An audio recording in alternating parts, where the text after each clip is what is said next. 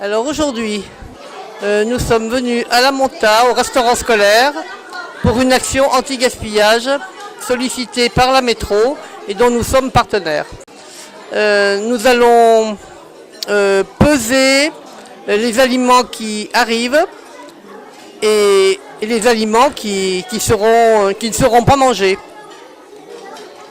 Donc le pain, le plat principal, l'entrée, les desserts, tout sera pesé et mesuré pour éviter le gaspillage dans nos cantines. On est là aujourd'hui pour faire une pesée diagnostique dans le cadre du projet 1001 écoles contre le gaspillage alimentaire. Alors ce matin on a pesé tout ce qui arrivait dans la cantine, c'est-à-dire les entrées, le plat, les desserts, tout ce qui a été livré par la cuisine centrale auprès du personnel de cantine. Donc ça représente 157 repas. Alors l'intérêt c'est que ça permet d'avoir des données vraiment bien précises. Donc ce projet de pesée et d'accompagnement des communes dans le gaspillage alimentaire, ça vient d'un projet de l'ADEME, donc l'Agence départementale de l'environnement et de la maîtrise de l'énergie. Ça rentre pour la métropole dans un plan de prévention des déchets qui est de réduire notamment nos déchets de 7 kg par habitant notre poubelle d'ici à 2020. Et donc le gaspillage alimentaire est une action parmi d'autres comme le réemploi, le compostage, etc. Qui va permettre de réduire cette poubelle. Et donc ça passe notamment par les restaurants scolaires, par les communes. Voilà. Et donc nous, la métropole, on accompagne les communes dans cette action.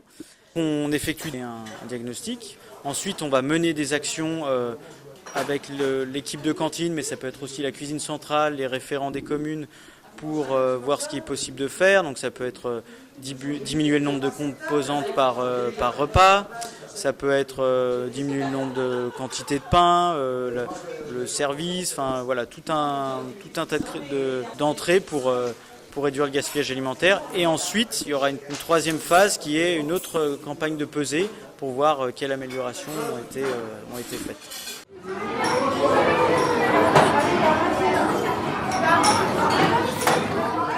On va récupérer toutes les données et c'est de travailler en amont dans l'objectif de réduire le gaspillage, de trouver toutes les solutions que l'on peut trouver en fonction de ça.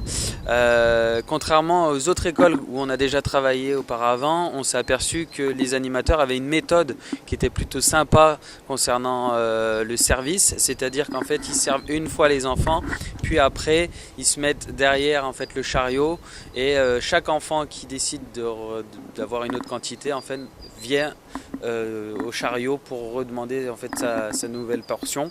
Donc ça c'est pratique, ça évite que justement les enfants se resservent encore. Et là en fait on s'est rendu compte que finalement il n'y avait pas énormément de gaspillage d'assiettes.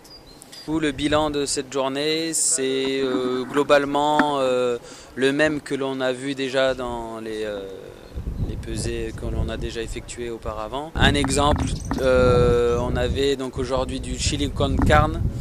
Donc on avait 24 kilos à la réception en fait, de la livraison et 6 kilos sont partis sans avoir été en fait, versés dans les assiettes des enfants, donc 6 kilos jetés sans même avoir été ouverts.